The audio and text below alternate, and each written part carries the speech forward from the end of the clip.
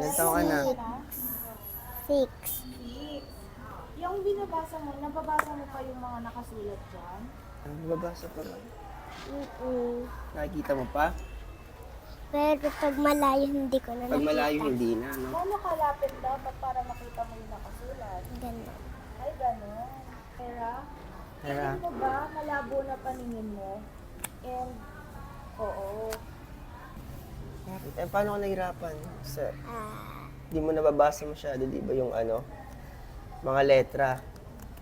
Hirap na rin siya sa ano, pag malayo, hindi niya na nakikita yung mga letra sa ano.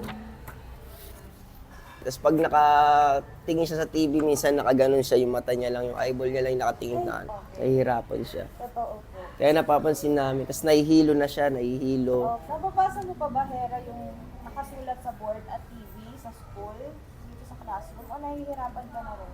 nahihirapan. Nahihirapan. Nahihirapan ka na din. Paano yan pag may kailangan kayong isulat sa notebook? Pagko-compare yung nakasulat sa board, nahihirapan ka rin? Ganun lang.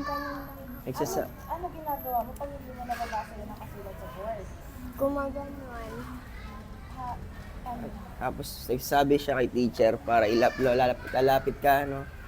Sa bahay, nakikita mo ba ng malinaw yung mga palabas sa TV? Nakikita mo ba na malinaw? Konti lang. Hindi na rin, no? Hindi na rin.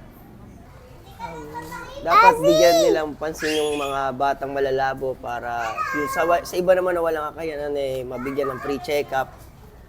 Para naman, hindi naman lahat ng tao eh, kaya yung ano. Kaya yung ganung ano.